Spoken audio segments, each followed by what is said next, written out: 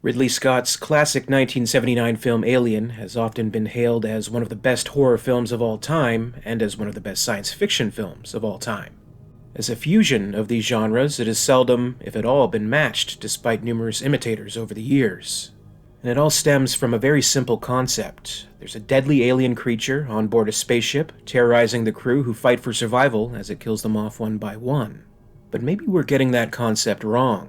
Every so often, you may see a certain theory gain traction, whether it was in the early internet days of message boards and chat rooms or today with social media threads. Was the alien from Alien not really as bloodthirsty as we may like to believe? Was Big Chap, as it was affectionately called by the film's crew at the time and by fans today, actually innocent? Could the truth be that it was simply acting in self-defense, and only provoked into acting violently as a result of the Nostromo's crew provoking it relentlessly at every step? A core theme of Alien has always been that man is the more nefarious entity anyway, so why wouldn't that apply to our protagonists? If we can even call them that. Perhaps, even unwittingly, they were the antagonists all along. So let's take a closer look at this theory as it applies to the original film, and only the original film. For the sake of this theory, we'll be focusing on the original film as a singular entity, not acknowledging any of the sequels, prequels, or any spin-offs in any form.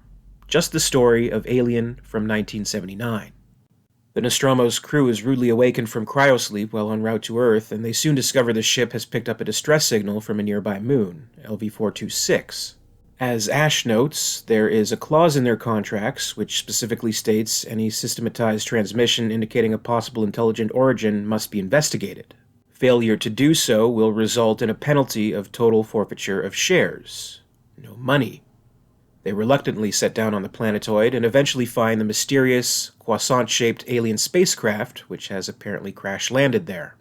Keeping in mind the overall theory of the alien's innocence, other matters inevitably come to mind when considering.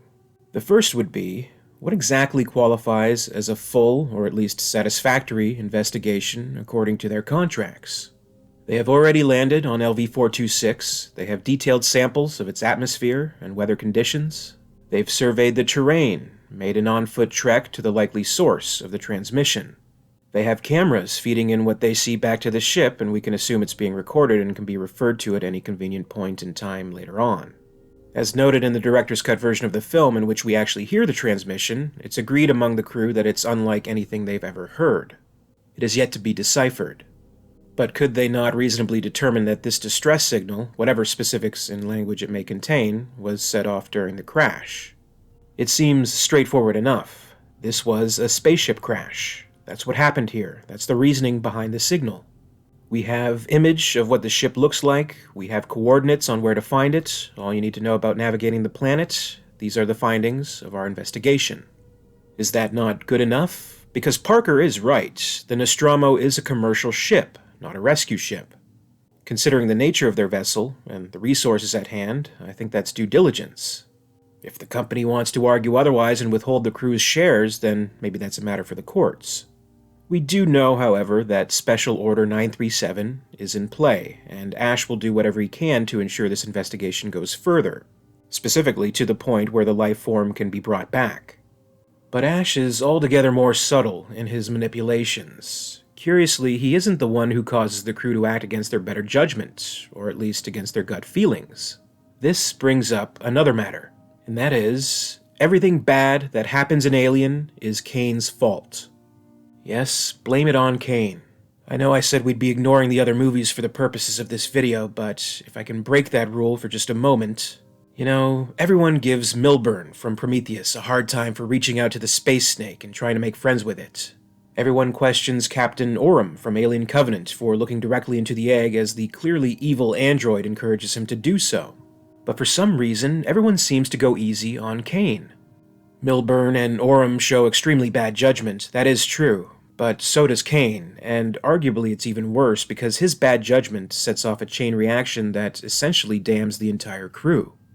It's his own recklessness and morbid curiosity that results in his own death, and the death of the crew, save for Ripley, and the destruction of the Nostromo and its valuable cargo.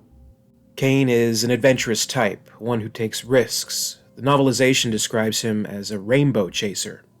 It might not be the absolute focus of the character in the final film, but we certainly see hints of this trait. When he volunteers to be the first on the away team to investigate LV-426, Dallas comments, "That figures." As the derelict is in sight, it's Kane that urges the group to continue. Let's get out of here. We've got this far, we must go on. We have to go on. And there's a little bit more of Kane's attitude, once again urging his team to keep going as they enter the derelict, and Dallas's passive comments in some deleted moments from the film. I can't see the end. Oh, that looks like a long... Well, I think we should try. We've got this far, we must go on. Bottomless pit. I think we should go down it, yes? Well, this is your big chance. Well, I'm willing. Be my guest. Hey. Kane, listen. Don't unhook yourself under any circumstances and be out of there in 10 minutes. You got that? Yes, brother. All right, come on. Aye, Be careful. These exchanges are extended in the novelization, with Kane joking that he expects to find crates of diamonds down below, and may be willing to share them with the others. But going back to the novelization for a moment, we get a slight bit more contract talk with Kane. From this, we may gather that just spotting the ship might not be enough. Here's what the executive officer has to say about the matter. We're obliged, under Section B2 of Company In-Transit Directives, to render whatever aid and assistance we can in such situations, whether the call is human or otherwise. Fair enough. Maybe they would have to go further, and they do. They enter the ship and find what they determine to be the captain, and he, or she, or whatever it may be, is very much dead. That's it. There is no aid or assistance they can offer at this time. In finding the opening that would turn out to be the cargo hold and the alien egg chamber, Kane had decided to make this some kind of salvage mission. And Dallas, the captain, the leader, not at all without fault himself, allowed it. Mankind's hubris, greed, and insatiable curiosity to explore the unknown leads to the nightmare that will follow.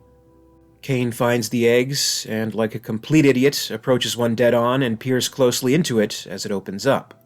We can safely assume that these eggs, as old as they may be, and however long they may have been inside this spaceship, only react when some other being is close by.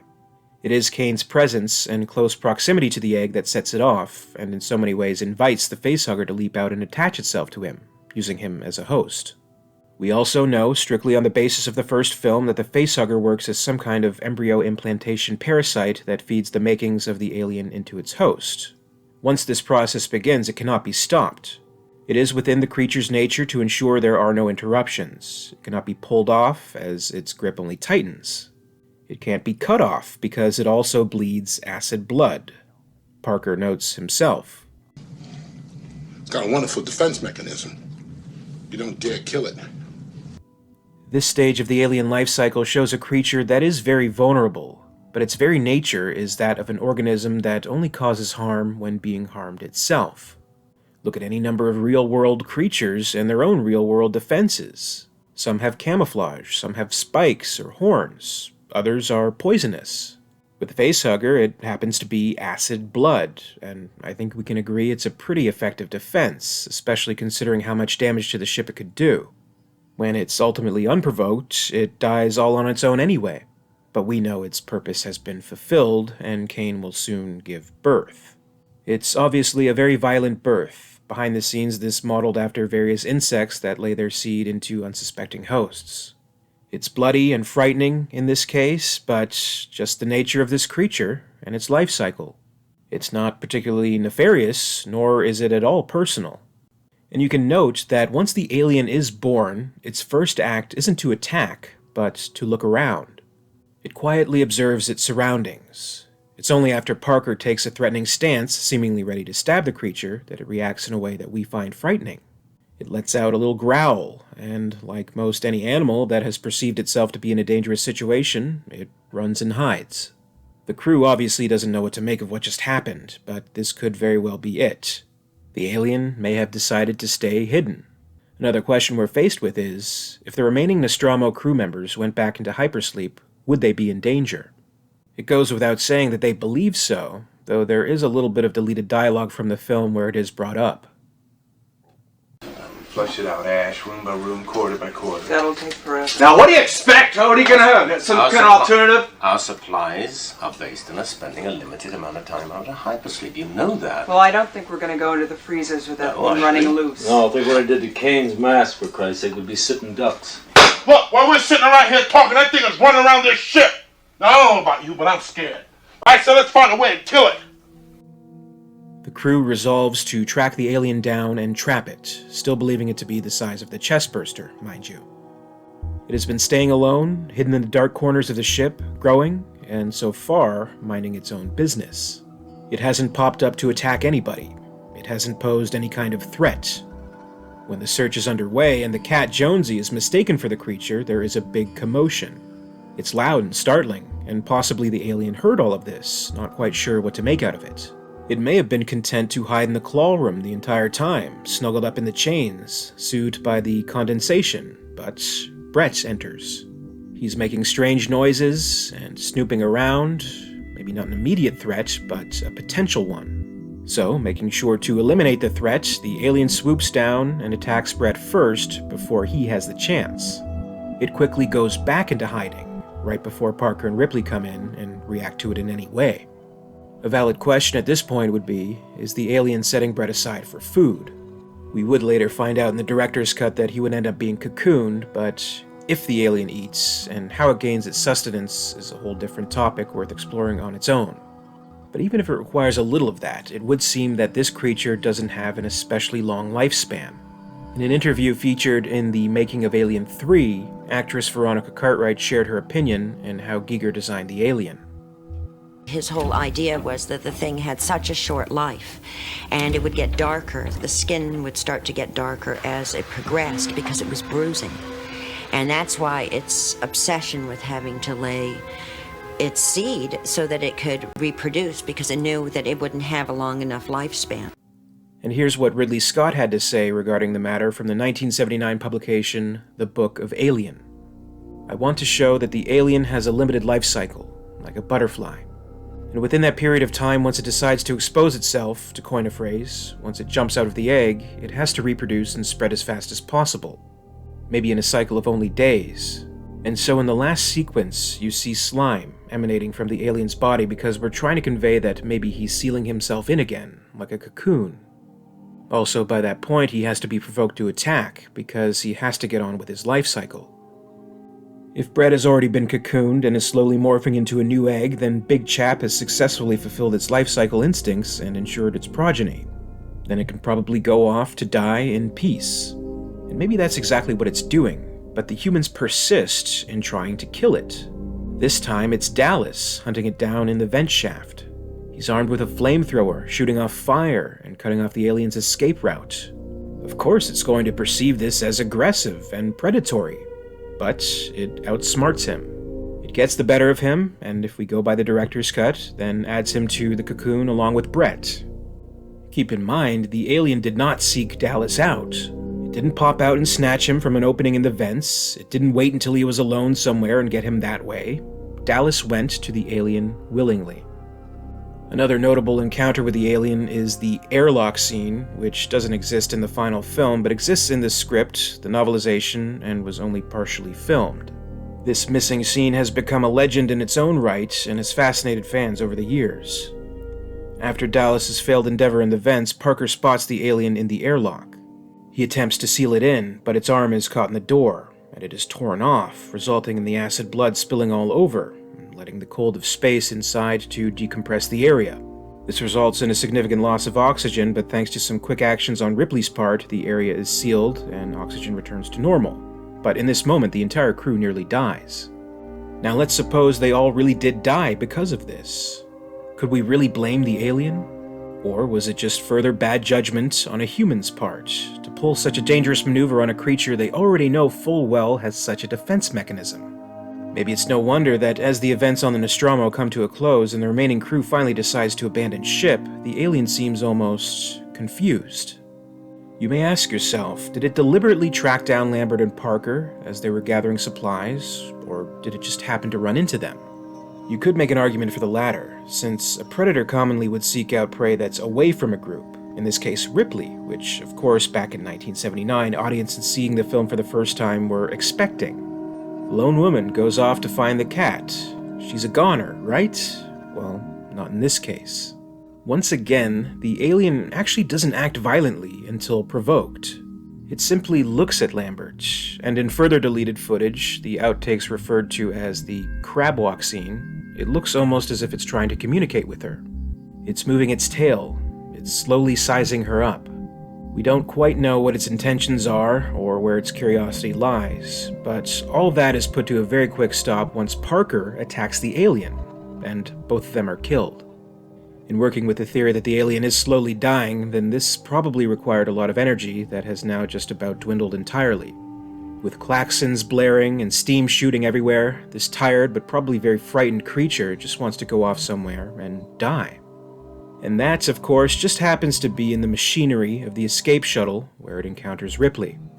If we take to heart the comments by Scott mentioned earlier, then this is where the alien goes to die. This is interrupted when Ripley forces the creature out, and you'll notice it's moving very slowly, letting out shrieks as if it's in pain, or frightened, or both. The alien gets pretty close to Ripley, but it's noticeably slow when you consider just how rapid its movements were when taking on the rest of the crew. So it's possible the dying creature just doesn't have enough strength left. But Ripley is finally able to kill it once and for all, blowing it out of the airlock and blasting it away as it floats into the shuttle's engine exhaust.